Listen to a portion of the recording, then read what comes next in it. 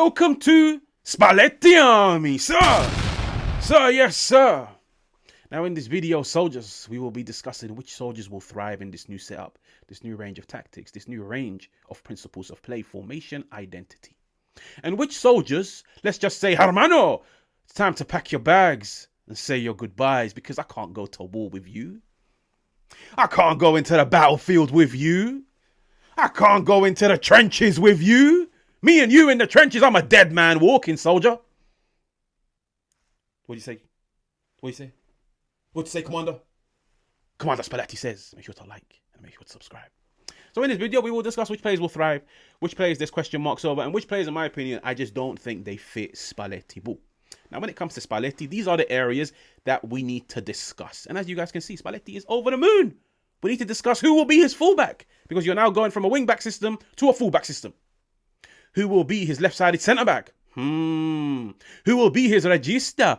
Who will be his box-to-box? Who will be his Zielinski and Anguissa, the workhorses, the demons in midfield? Who will be his striker? And now we will discuss every single one of these roles. I'm basing my team off the 4-3-3 because I feel like Spalletti has come to Juve and told himself, listen, the blueprint that's been most successful for me over the past 2 to 3 years in club football has been the 4-3-3. It's what got me third in my first season with Napoli. It's what got me first in my second season at Napoli, won me the Scudetto, and without a doubt, they played the most entertaining brand of football. Now, of course, fair enough, the personnel is very different, but I think that's the formula where he's tasted the most success as of late. In my opinion, this squad suits more of a 4-2-3-1, but I'm going to construct this team based off the 4-3-3. So, let's get started. Soldiers, stand in line.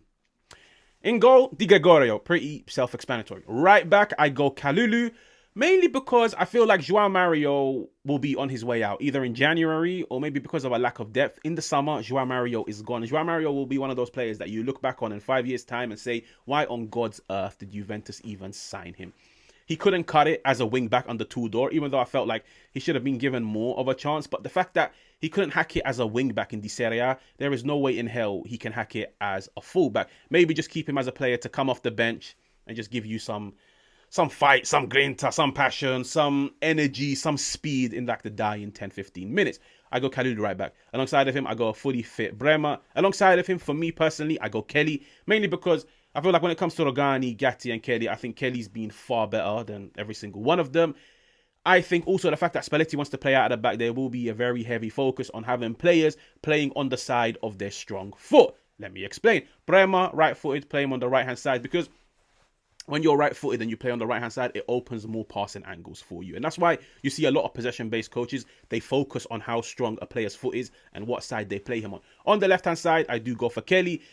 One, he's left-footed, but two, I feel like his performances have been far better, and he's actually grown in the role this season, so I would put him on the left-hand side. Alongside of him, Soldier Cambiaso. I sympathize with him because I feel like he's had an atrocious 18 to 24 months, but at the same time, I turn around and say, in 18 months, he's had to play a variety of different roles. Under Motta, he was the inverted fullback, and I feel like he done great at the start, but then he got himself an injury. And then once he came back, I just feel like the hunger, the motivation, there was a breakdown in communication between him and Motta. He was never, ever the same. Tudor comes in. I looked at it as a lifeline, as a saving grace. Tudor will now give him more offensive responsibilities in a wing-back system. But I truly do not know what Tudor's tactics, principles were, because he would use him as like an inverted wing-back. I have never in my life come across an inverted wing-back. Like, he wasn't maintaining width. You would always see Cambiaso was playing in midfield and Kelly would go on the overlap and underlap with somebody like Kenan Yildiz. So, did he really play as a wing-back under somebody like Tudor? In my opinion, no. And I think it held him back. Now, under Spalletti, you are going back to the Cambiaso of Bologna. You are a fullback. Yeah, that's the role you're going to play. None of this inverted fullback, none of this wing-back system. No, you are a fullback. And I'm looking at him and I'm expecting him to do really well. Now, let's go into midfield. 4-3-3. Number one, Locatelli as the regista. Now, of course, Locatelli is no Lobotka. Lobotka is far better. Why? Because Lobotka, one, is very good in those tight, congested areas. He can beat the opposition breast by just picking up the ball and carrying through them. He's very good at dribbling in tight areas. He's very good under pressure. He's very composed. The fact that he can also carry a ball, it aids him a lot. When it comes to Locatelli, those aren't his strengths. Locatelli, under pressure, isn't the most press resistant. Locatelli under pressure, can you dribble and outmaneuver 2-3 players? No, not really. He's not the best of dribblers in those tight areas. Locatelli for me is an amazing passer, like his ability to scan the field, execute passes to the left, to the right, forwards, backwards. For me, Locatelli is an amazing player, and I truly love him. And I actually think he might surprise a lot of people, including Spalletti. Even though Spalletti actually relied upon Locatelli when he first took over the Italian national team. The first 5 games in the Euro qualifiers, Locatelli was a starter. Now, of course, Locatelli doesn't give you what Lobotka gives you, but in my opinion, in this squad, he is the only player that can give you anything as close to a regista. So for me, Locatelli goes into the 6. Left-hand side, Khéphren Thuram, pretty self-explanatory. I think he will thrive in this setup. Just look at him in a very similar way to like Anguissa. Physical, strong, great ball carrier, very dangerous in the final third. He can chip in with goals, great in tight, congested areas, great at playmaking. Khéphren Thuram, for me, will explode in this 4-3-3. Now, alongside of him, I've seen what Spalletti has had to say to hashtag Saving Coop Part 3. Me personally, if I was in charge, I would go Moretti. I just feel like based off the past 12 months, Moretti's had a far better 12 months. And I feel like Moretti's loan at Genoa has gone under the radar because he grew so much in that role, because Vieira trusted him. He played him week in, week out. He played in a team that doesn't really focus on possession. Like, they don't really dominate the ball. So now there's a bit more focus on what you can do off the ball. Can you win duels? Can you stop transitions? Can you stop fires? Can you step up? Can you engage in build up? I look at Moretti and I think tactically, in terms of his positioning off the ball, he improved a lot under somebody like Patrick Vieira at Genoa. I would roll the dice on somebody like Moretti. I really, really, really will, because I feel like he's good at carrying the ball. He's very good in tight areas. In the final third, he can chip in with the odd goal, the odd assist. He can play make. He's great at carrying the ball. For me, Cup Miners, I don't think any of those are his strengths. And even when you look at what Spalletti had to say over somebody like Cup Miners, he said, at Atalanta, I wanted him when I was at Napoli, but he was too expensive. But when you look at the way Gasperini utilized him, he was a final action player. And I said this like a year ago on Cup Miners, but I was like, the way he was utilized was just hang around the 12, 15, 18 yards box. We will get you the ball into areas where either you have to put in the final ball into the box or you need to have a strike on goal. Cup Miners was never ever this drop deep, help and build up type of player.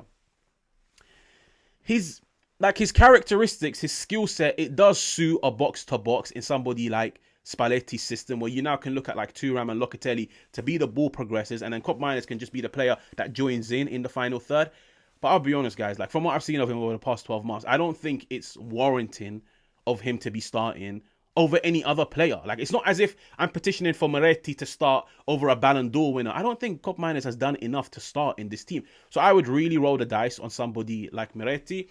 That would be my trio, even though I do feel like Cup Miners will be the starter. I feel like the board has instructed Spalletti that, listen, we've got ourselves a £55 million asset. You need to try and get something out of him. So you need to integrate him into the team. Motta couldn't get anything. Tudor couldn't get anything out of him. Maybe now you can. You are the far more experienced coach in comparison to those two. You need to try and save this asset from plummeting, even though it has plummeted. Anyways, in attack, right-hand side, I go Zegrova, Conceição. I think it will mainly be Conceição because I think Zegrova's injury, I don't think you will see much of Zegrova this entire season. I think he might give you a few good games and then he will be injured once again. Like from what I've read, it's a very delicate injury where it needs to be monitored and he can't just be thrown into the firing line straight away. It would most likely be Conceição. On the left-hand side, self-explanatory, Kenan Yildiz. I think he will be like the Kvaratskhelia of this team, where you could see, even at Spalletti at Napoli, Politano was the guy that was required to hug the flanks. But Kvaratskhelia, he gave him so much freedom. He can hug the flanks, he can roam inside, he can chop and change. And it's because he probably was like, this is my best player, and I need to give him freedom. I think it will be Kenan Yildiz, and I think he will do really well. In attack is where it gets interesting. Dusan Vlahovic, for me, leads the line.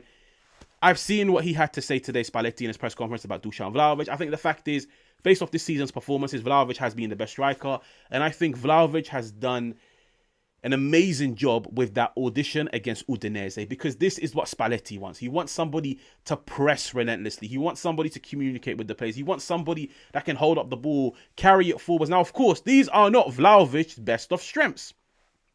But sometimes this is where you do look at a coach and say, can you improve him in this department? I think Vlahovic's performance against Udinese has probably guaranteed him the first 3, 4, 5 games under Spalletti. And for me, I would probably go with him, even though I feel like sometimes, maybe, just maybe, Openda can be his baby Osimhen. Now, this is how I would go with the 4-3-3. Of course, there is a possibility, like I said earlier, I think this squad does suit more a 4-2-3-1 than it does a 4-3-3 because I feel like the midfield is very unbalanced. With a 4-2-3-1, I would go exactly something like this. It's the same back four. It's the same midfield. I would go with Kenan in the 10. I would go with somebody like Openda on the left-hand side. He's the only person that can really play out there. Zagrova, Conceição on the right-hand side. Vlahovic in attack. The only player that I worry about in this system, especially if they were to go 4-3-3, is Jonathan David. I think 4-2-3-1, you could seriously make a case. Kenan goes on the left and David goes into the number 10. But I think 4-3-3, playing on the front foot, as much as it's possession-based, it is very dynamic. It is exploiting space in behind. I don't think David has the physicality to do that role. I just don't. Like, I think Vlahovic is far more physical. Openda is far more physical. But listen, this is just my opinion. I do feel like Spalletti will appreciate what somebody like Jonathan David can bring to a team. But now it's a matter of, can you find a way to integrate it, but at the same time, like, minimize his deficiencies in a sense, which are physically he's not the most imposing.